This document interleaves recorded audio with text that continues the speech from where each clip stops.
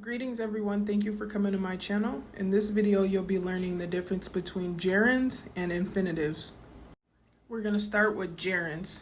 So what is a gerund? Gerunds are verbs that end in ing and function as nouns.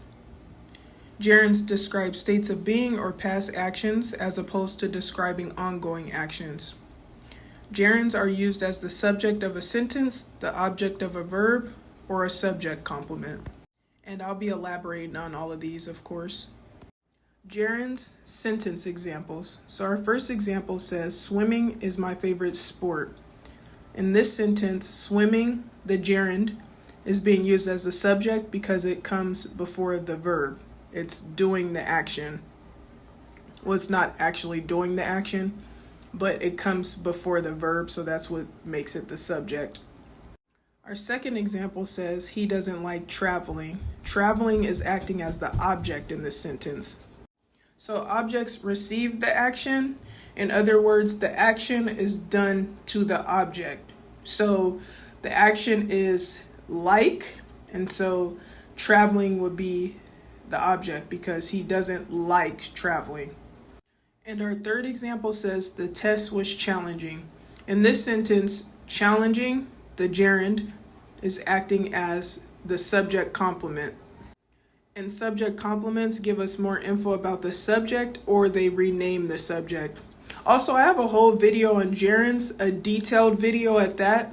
So if you want to know all about gerunds and you want to see a bunch of examples, feel free to check out that video. Next, we're going to talk about infinitives. Infinitives are the base form of the verb with the word to in front of it, like to cook, to eat, to listen, to jog, and so on. Infinitives are used as nouns, adjectives, and adverbs. And infinitives are used as nouns when the verbs are used as concepts or general ideas rather than an action that's currently taking place. Infinitives being used as nouns. So our first example says to travel would be an amazing experience. In this case, to travel, the infinitive, is acting as the subject because it comes before the verb would, and be is also a verb. And when I was first learning about this kind of threw me off because I was like, wait, infinitives are being used as nouns, but they're also being used as subjects, objects, and subject complements. Like, what? But then I realized that subjects, objects, and subject complements are all nouns, so they all fall under the category of nouns. Example 2 says she loves to travel. In this example, to travel, the infinitive is acting as an object. Objects receive the action, or the action is done to the object. So she loves what? She loves to travel, so to travel would be the object. And our third and final example says her dream is to travel. To travel, the infinitive is acting as the subject complement because subject complements give us more info on the subject. And the subject is dream. So what is her dream? Her dream is to travel.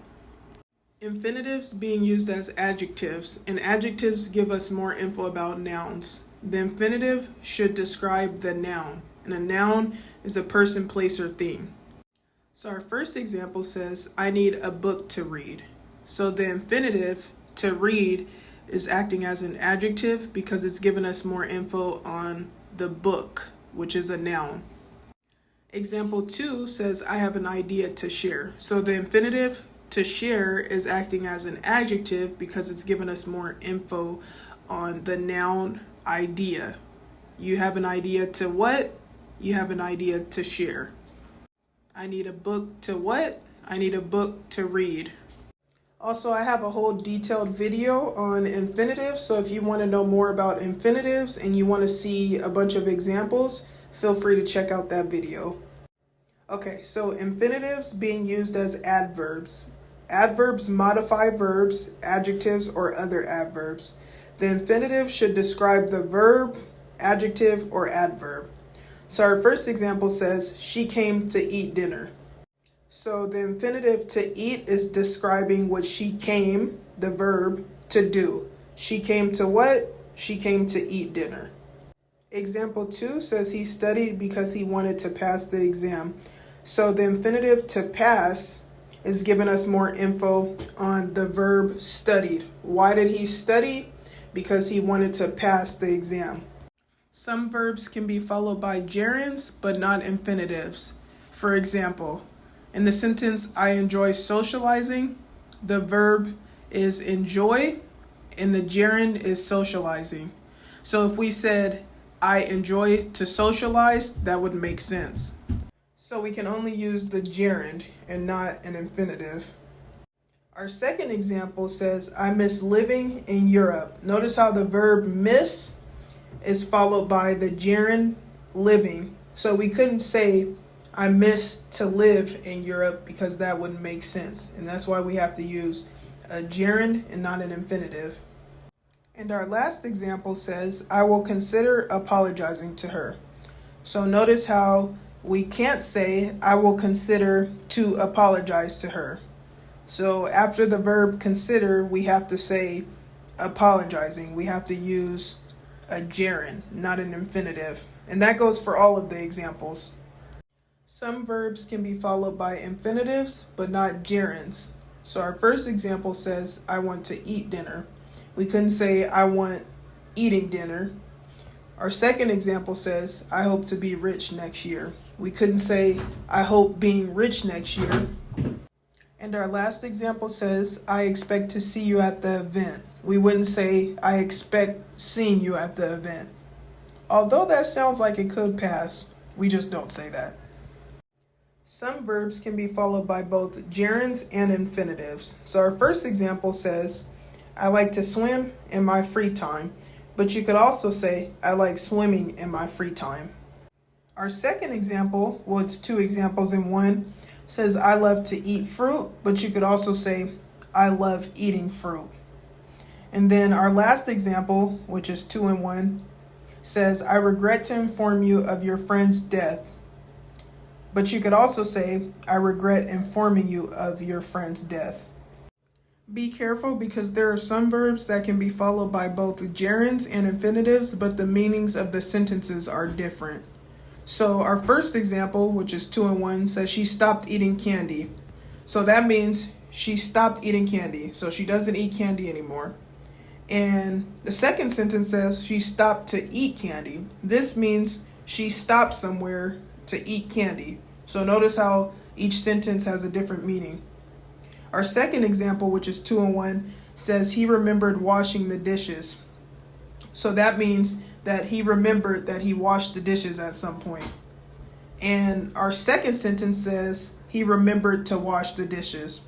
So that means he remembered that he has to wash the dishes. So notice how the sentences have different meanings. Gerunds can be followed by prepositions, while infinitives cannot be followed by prepositions. And prepositions give us more info on time, place, location, and so on.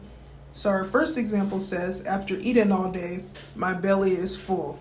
So notice how the preposition after is followed by the gerund eating. We couldn't say after to eat all day, because that wouldn't make sense.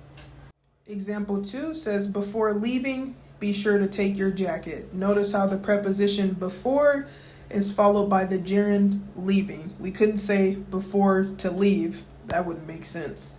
And our third example says, I learn best by listening to others. Notice how the preposition by is followed by the gerund listening. We couldn't say, I learn best by to listen. That wouldn't make sense. Recap. Gerunds only act as nouns, while infinitives act as nouns, adjectives, and adverbs. The use of a gerund or an infinitive depends on the verb that's being used. Some verbs can be followed by gerunds, infinitives, or both. Thank you guys for coming. I hope you found this video informative. If you did find this video informative, please feel free to like, comment, or subscribe, or all of the above, and I'll see you next time.